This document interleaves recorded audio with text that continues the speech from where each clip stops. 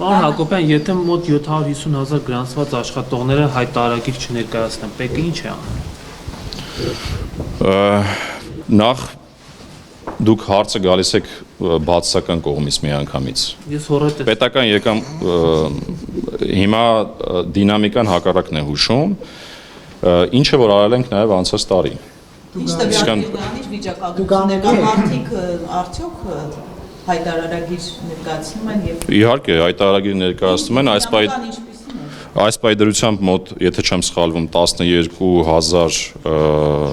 քաղաքացիներ արդեն 12,000-ը այս պայդրությամբ արդեն լրացել են ու պարբերաբար պետական աշխատողներին հանենք, էլի պետական աշխատողները Էական չի։ Հիմա ինչու եք հանում, ինչու եք առանձնացնում։ Հիմա եթե 750,000-ի մասին ենք խոսում, 750,000-ի այս պայդրությամբ 12,000-ը դրացել են հայտարարագիրը եւ նաեւ կան բազմաթիվ մարդիկ, ովքեր որ ստացել են սոցիալական կրեդիտ։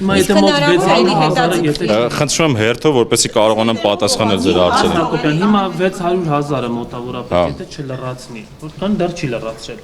Ինչ հարկադրանքի միջոցներ կարող է կիրառել ՊԵԿ-ը։ Ես դրա մասին բազմիցս խոսել եմ մեր հանրային քննարկումների ժամանակ եւ ասուլիսի ժամանակ եւ հարցազրույցների ժամանակ այդտեղ գործում է պարզ տուգանքի մեխանիզմ։ Բայց եթե երկու անգամ տուգանքում են, երրորդ անգամ ինչ է, եթե չես խաղում մեկ անգամ 5 Չէ, այս պահին ուրիշ մեխանիզմ չկա, տուգանքի ուղղակի բարձրացում կրկնապատկում է, ուրիշ մեխանիզմ այս պահին չկորեզությունը չունի։ Սկզբում մայիսին էր, հետո դարձավ նոյեմբերի։ Այս պահի դրությամբ կառավարության մոտեցումը նա է,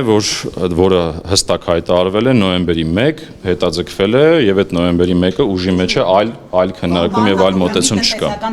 Ասում են, որ պետեկամուտների նախարարությունը գործարարների հանդեպ հարկային տերոր են իրականացնում եւ օրերս նաեւ հայտնի գործարարներից մեկի ընկերություններում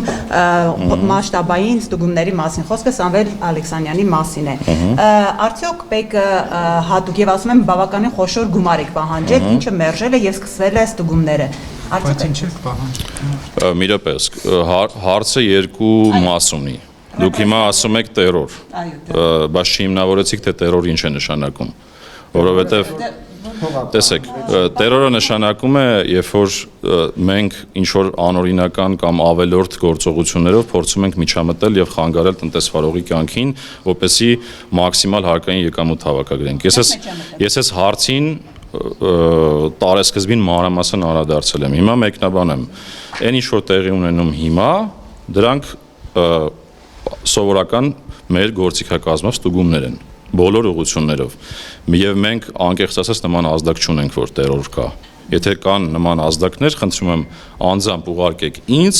ես ինքս այդ հարցով կզբաղվեմ։ Սամվել Ալեքսանյանի հետ կապված բիզնեսներում հիմա այդ մեծամասշտաբ ստուգումները գնում։ Ինչպես բոլոր բիզնեսներում կա հստակ ծրագիր։ Մենք ունենք ստուգումների ծրագիր, թիրախային,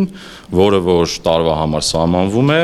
եւ եթե բացահայտվում են ռիսկեր, այդ ռիսկերը ստուգումներ են իրականացվում ու դրա բացահայտվում։ Արդյոք պատճառը բյուջեի դեֆիցիտը չի, որովհետեւ ասում են հենց դեֆիցիտն է պատճառը, դրա համար քերթում եք գործարարին։ Բացարձակ նման երևույթ չկա, դուք հիմա ուղղակի սրում եք հարցը, պարբերաբար բառեր օգտագործելով, որ եթե ես հիմա մասնագիտական դաշտում ասեմ, թե դա ինչ է նշանակում, նորից չեք կարողանալու պատասխանել այդ քերթել բառին, ոչ։ Ինչը ոչ։ Ասում չեք քերթում։ Մենք չենք քերթում, ոչ, խնդրում եմ մի միջամտեք, երբ որ ես հարցին պատասխանում եմ, հետո կանդրադառնանք նաև ձեր հարցին։ Մենք տնտեսվարողներին եւ բոլորին վերաբերում ենք որպես մեր ընտանիքի անդամներ։ Ես ասում եմ բառիս ամենաուղիղ իմաստով, որի մասին մանրամասն խոսել եմ եւ մեկնաբանել եմ իմ ասուլիսի ժամանակ եւ հարցազրույցների ժամանակ, եւ մենք փորձում ենք մեր հասարակությունը մարդակենտրոն մաքսիմալ մեր ծառայությունը հասարակության համար մարդակենտրոն դարձնել ու համոզված եղեք, բոլոր տեղերում այդ դրսևորումները կան։ Եվ հետեւաբար քերթելու եւ այդ ձեր բառերի մասին խոսելը կարելի է տենց ինչ որ որպես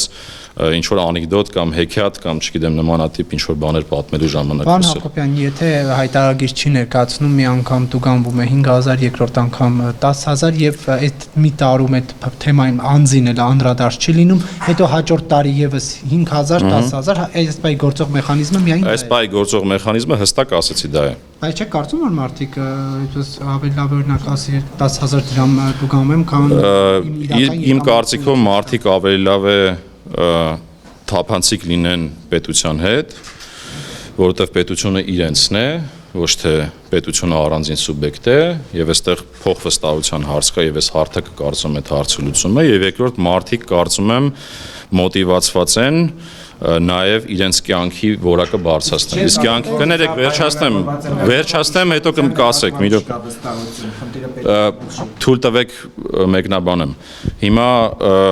մյուս մասը կարծում եմ մարդիկ ավելի շահագրգիռ են իրենց կյանքի որակը բարձրացնել, քան հակառակը, իսկ սա հնարավորություն է կյանքի որակը բարձրացնելու։ Դե ասում եմ, թույլ տվեք, չեք թույլ տալի, ասում եք դրանով ինչով է բարձրացնում։ Կյանքի որակը բարձրացվում է սոցիալական կրեդիտների միջոցով։ Հիմա լայն հնարավորություն կա ընտանիքի անդամների համար կրթական առողջապահական ծառայությունների դիմաց եկամտային հարկից նվազեցումներ ունենալ եւ փոխհատուցումներ ունենալ, որը կարծում եմ լավ շանս է մարդու կյանքի որակը բարելավելու։ Պարոն Հակոբյան, ներողություն։ 12000 հոգի չէին հայտարարել։ Տեսեք, դա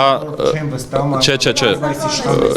Տեսեք, դինամիկան բերեք նայենք։ Հիմա եթե վերջի շաբաթները նայում ենք, պարբերաբար ամեն շաբաթ տեմպերը հայտարարագրման ավելանում են եւ կարծում եմ բնական է եւ սովորաբար եթե հասարակության վարքագիծը ուսումնասիրեք, տեսնեք, երբ որ վերջնաժամկետներ են լինում, ավելի շատ այդ վարքագիծը դրսևորվում է վերջնաժամկետին մոտ ամիսներին։ Հիմա նույնը տեղել է անցած տարի, օրինակ անցած տարի առաջի ամիսներին пассивություն կար, հետո կտրուկ վերջնաժամկետին մոտ 2 ամսվա ընթացքում հայտարարագրել եղել են։ Բայց տեմպերը դրական են ու բան են, ավելացող են։ Ընտանիքի անդամներ են, հա, գործարարները եւ ընդհանրապես հարկ վճարողները ու նաեւ խոսում եք այդ պարտադիր հայտարարումից, բայց վիճակագրությունը ցույց է տալիս, որ ըստ էության հասարակությունը միանշանակ չի ընդունել այս որոշումը։ Սա չի խոսում այն որոշումը հայտարարումը։ Սա չի խոսում այն մասին, որ չկա վստահություն այս իշխանության նկատմամբ եւ իրական այլ խնդիրներ է տեսնում այդ հայտարարման մեջ։ Տեսեք, դուք բացարձակ երևույթներ եք մեկնաբանում, վստահությունը հարաբերական է, այսինքն վստահություն միշտ կա, հիմա վստահության մակարդակներ կան տարբեր։ Հիմա ես ասեցի, որ սա նաև հնարավորություն է միմյանց ավելի շատ վստահելու, որովհետև դրա միջոցով խոսել ենք, այս համակարգի, տեսեք, դրանով դուք ինքներդ ձեզ եք վնասում, որովհետև ոնց որ դե այդպես ասեմ, որովհետև դուք կորցնում եք հնարավորություն ոչ միայն կրեդիտներ, մի րոպե տեսեք, մենք համակարգի մասին ենք խոսել, իր նպատակների մասին ենք խոսել։ Երբ որ դուք հայտարարում եք անում, դուք ինքներդ հայտնվում եք կառավարության հոգացության թիրախում։ Ինչա դա նշանակում է, որտեղ կառավարությունը այսօր ձեր մասին տեղեկատվություն չունենալով չի կարողանում սոցիալական այնպիսի քաղաքականություն մշակել, որը շատ ավելի արդյունավետ ու թիրախային է, քան կարող լիներ մինչև դա։ Քան կարող լիներ այս համակարգի պայմաններում։ Հիմա սրա մասին է խոսքը, այսինքն դուք հիմա չեք ուզում, որպեսզի այդպես լինի։ Դե դա ձեր բանկային գաղտնիքի խնդիր չկա։ Այդ որոշումը արգելնես։ Չեն ուզում չլինեն, այսինքն պարտադրանքը միշտ հակառակ էֆեկտն է ծնում։ Չեմ կարծում, տենց հակառակ էֆեկտն է։ Դե ինչ փաստեր։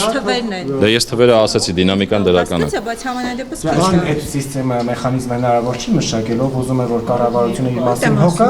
թող թույլ տա հոգա, ով չէ։ Հարգելիս, սա հայեցակարգային հարց է։ Ես չեմ ուզում այդ դաշտ մտնել հիմա։ Ես բայց նշեցի մի կարևոր հանգամանքի մասին։ Պետությունը հասարակությանն է, ոչ թե հասարակությունից անկախ է։ Եթե դուք պետության մասին չեք ուզում մտածել,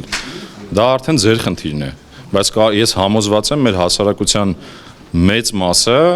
ունի երազանք ավելի լավ պետություն տեսնելու եւ սա ավելի լավ պետություն կառուցելու ճանապարհը։ Խնդիրը խոսքը ոչ թե պետության, այլ օրվա իշխանության մասին է։ Արգելից թույլ տվեք այդ դաշտ ես չմտնեմ։